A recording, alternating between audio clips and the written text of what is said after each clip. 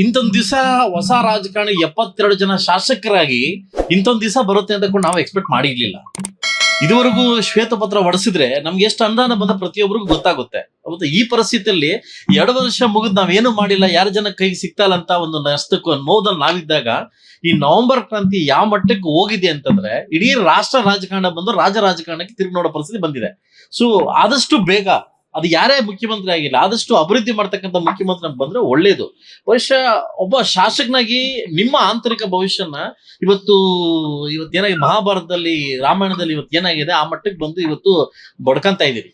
Tweet ಮುಖಾಂತರವಾಗಿ, ಇನ್ನೊಂದು ಮುಖಾಂತರವಾಗಿ, ಮೊಬೈಲ್ ತೋರಿಸೋ ಮುಖಾಂತರವಾಗಿ ಏನಾಗಿದೆ ಅಂತ ನಿಮ್ಗೆ ಗೊತ್ತಾಗ್ತಾ ಇಲ್ಲ. ಫ್ರಸ್ಟ್ರೇಷನ್ ಆಗ್ಬಿಟ್ಟಿದ್ಯಾ, ಏನಾಗಿದೆ ಗೊತ್ತಾಗ್ತದ ಆ ಮಟ್ಟಕ್ಕೆ ಇವತ್ತು ಹೋಗಿದೆ ಅನ್ನೋದು ಎಲ್ಲರೂ ಇವತ್ತು ನೋಡ್ತಾ ಇದಾರೆ. ಬಹುಶಃ ಅದು ಕಾಂಗ್ರೆಸ್ ಅವ್ರು ಹೇಳ್ಬೇಕು, ನಾವ್ ಹೇಳೋದು ಚೆನ್ನಾಗಿಲ್ಲ, ಕಾಂಗ್ರೆಸ್ ಅವ್ರು ಹೇಳ್ಬೇಕಾಗುತ್ತೆ.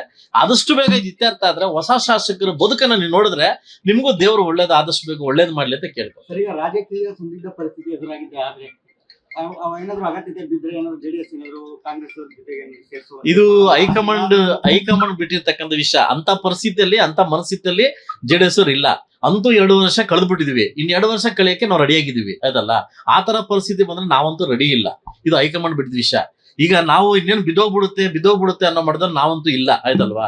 ಸರಿಪಡಿಸ್ಕೊಂಡು ಸರ್ಕಾರ ನಡೆಸಿ ಸಾಕು ಅನ್ನೋ ಮಾಡಿದ್ರೆ ನಾವ್ ಇದೀವಿ. ಯಾಕಂದ್ರೆ ಈಗಲೇ 2 ವರ್ಷ ಕಳೆದ್ಬಿಟ್ಟಿದೀವಿ, ಇನ್ 2 ವರ್ಷ ಕಳಕ್ಕೆ ನಮ್ದೇನಿಲ್ಲ. ನಮ್ಗೆ ಅಂತೂ ಇಂತೂ ಗೊತ್ತಾಯ್ತು ನಮ್ ಖಾಲಿ ತಟ್ಟೆ ಖಾಲಿ ಅಂತ ಆಯ್ತಲ್ಲ. ಮುಂದೆಗೂ ಅದೇ ರೀತಿ ಇದ್ರೆ ಕೂಡ ಖಂಡಿತವಾಗ್ಲೂ ಯಾರು ಎಲೆಕ್ಷನ್ ಇಲ್ಲ ಕೂಡ ರೆಡಿ ಇಲ್ಲ ನಾವು. ಖಂಡಿತವಾಗ್ಲೂ ಆ ಒಂದು ಪರಿಸ್ಥಿತಿ ಬರಲ್ಲ. ಬಂದಾಗಿರ್ತಕ್ಕಂಥ ಅನುಭವ ನಮ್ಗೆ ತುಂಬಾ ಚೆನ್ನಾಗಿದೆ. ಇದೇ ಸಿಎಂ ಅವರು ಏನ್ ಮಾಡಿದ್ದಾರೆ ಅಂತ ಕೂಡ ನಮ್ಗೆ ಏಟ್ ಬಂದಿದೆ. ಇನ್ ಮುಂದೆ ಆ ಅವಶ್ಯಕತೆ ನಮ್ಗೇನ್ ಬೇಕಾಗಿಲ್ಲ ಅನ್ಕೊಂತೀನಿ. ಹೊಸ ಶಾಸಕರದ ಒಂದು ನೋವಿದು, ಹೊಸ ಶಾಸಕರ ನೋವು. 2.5 ವರ್ಷ ಆಗಿದೆ, ಇಲ್ಲಿ ತನಕ ಯಾವ ಅನುದಾನನೂ ಬಿಡುಗಡೆ ಮಾಡಿಲ್ಲ. ಬಂದಿರತಕ್ಕಂಥ ಹಣ ಕೂಡ FD ಕಡೆ ಬಂದಿಲ್ಲ.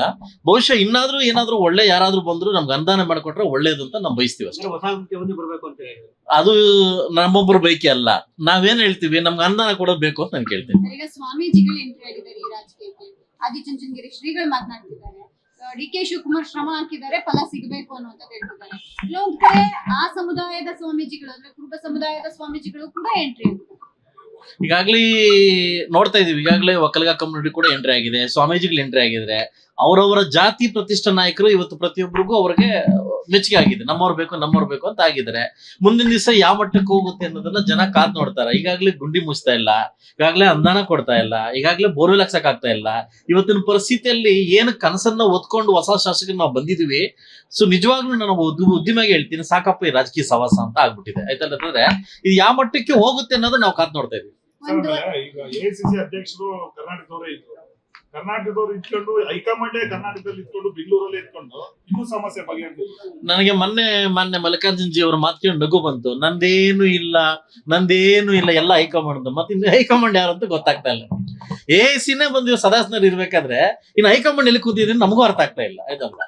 ಇವತ್ತು ನಮ್ಮ ಸೌತ್ ಇಂಡಿಯನ್ ಬದುಕೇನಾಗಿದೆ, ಡೆಲ್ಲಿ ಅವ್ರು ಆಡೋ ಮಟ್ಟಕ್ಕೆ ಬಂದ್ಬಿಟ್ಟಿದೆ ಆಯ್ತಲ್ವಾ. ಅದರಿಂದ ಯಾವ ಪಕ್ಷದಲ್ಲಿ ಹೋದ್ರೂ ಡೆಲ್ಲಿಗೆ ಹೋಗ್ಲೇಬೇಕು. ಅದರಿಂದ ಹೈಕಮಾಂಡ್ ಯಾರು ಅಂತ ಇನ್ನೂ ಅರ್ಥನೇ ಆಗ್ತಿಲ್ಲ. ಪೋಸ್ಟ್ಗಳು ನೀವು ಟಕ್ಕರ್ ಕೊಡುವಂತ ಪೋಸ್ಟ್ಗಳನ್ನ ಮಾಡ್ತಿದ್ರಿ. ಅಂದ್ರೆ ಸಹಜವಾಗಿ ಕಾಂಗ್ರೆಸ್ ಏನಾದ್ರು ಮಾಡ್ತು ಅಂದ್ರೆ ಬಿಜೆಪಿ JDS ಅದಕ್ಕೆ ತಿರುಗೇಟು ಕೊಡ್ತಾರೆ. ಈಗ CM DCM ನಡುವೆ ಪೋಸ್ಟ್ ವಾರ್ ಶುರುವಾಗಿದೆ. ಇದು ಯಾವ ಮಟ್ಟಕ್ಕೆ ಇದೆ ಅಂತಂದ್ರೆ ಈಗ ನಾವು ಸಿನಿಮಾದಲ್ಲಿ ನೋಡ್ತಿದ್ವಿ, ಇದು ಸೌತ್ ಇಂಡಿಯಾ ಸಿನಿಮಾನ, ಇಲ್ಲ ರಾಷ್ಟ್ರ ಮಟ್ಟದ ಸಿನಿಮಾನ, ಇಲ್ಲ ರಾಜ್ಯ ಮಟ್ಟದ ಸಿನಿಮಾನ ಅಂತ. ಯಾವಾಗ ಸಿನಿಮಾ ಬರ್ತಾ ಯಾವಾಗ ಸಿನಿಮಾ ಗೊತ್ತಾಗ್ತಾ ಇಲ್ಲ. ಇವತ್ತು ಏನಾಗಿದೆ, ಸಿನಿಮಾ ನೋಡೋ ಮಟ್ಟಕ್ಕೆ ಬಂದ್ಬಿಟ್ಟಿದ್ವಿ. ಇವರ ಪಬ್ಲಿಕ್ ಅಲ್ಲಿ ಒಂದು ಸರಿ ಕಿವಿ ಕೊಟ್ಟು ನೀವು ಕೇಳಿದ್ರೆ, ಪಬ್ಲಿಕ್ ಅಲ್ಲಿ ಏನ್ ಮಾತಾಡ್ತಾರೆ ರಾಜಕಾರಣಿ ಬಗ್ಗೆ ಅಂತ ಕೇಳಿದ್ರೆ, ನಮ್ ತೆಲುಗಲ್ಲಿ ಒಂದು ನಮ್ ಕೋಲಾರ ಭಾಷೆದಲ್ಲಿ ಒಂದು ಮಾತಾಡ್ತಾರೆ, ಕುಲಾಂಗ್ ಸಾಡು ಅಂತ ಮಾತಾಡ್ತಾರೆ ಅಂತಂದ್ರೆ. ಸೊ ಅಂತಂದ್ರೆ ಎಲ್ರಿಗೂ ಆಗಿ ರಾಜಕಾರಣ ನಮಗೂ ಸೇರ್ತಾ ಇದೆ, ನಮಗೂ ಆ ತರ ಸೇರ್ತಾ ಇದೆ. ದಯವಿಟ್ಟು ಕೈ ಮುಗಿದು ಕೇಳ್ತೀನಿ, ಇದಕ್ಕೆ ಇತ್ಯರ್ಥ ಆಡೋದು ಒಳ್ಳೇದು ಅಂತ ಬಯಸ್ತೀನಿ. ಆದಷ್ಟು ಬೇಗ ಇತ್ಯರ್ಥ ಆಡೋದು ಒಳ್ಳೇದು. ಲೇಟೆಸ್ಟ್ ಹಾಗೂ ಇಂಟ್ರೆಸ್ಟಿಂಗ್ ಸುದ್ದಿಗಳಿಗಾಗಿ ಬಾಸ್ ಟಿವಿ ಕನ್ನಡ ಚಾನೆಲ್ನ ಸಬ್ಸ್ಕ್ರೈಬ್ ಮಾಡಿ, ಹಾಗೆಯೇ ಬೆಲ್ ಐಕಾನ್ ಪ್ರೆಸ್ ಮಾಡಿ. ಇದರ ಜೊತೆಗೆ Facebook, Instagram, X ನಲ್ಲೂ ಮಿಸ್ ಮಾಡದೆ ಫಾಲೋ ಮಾಡಿ.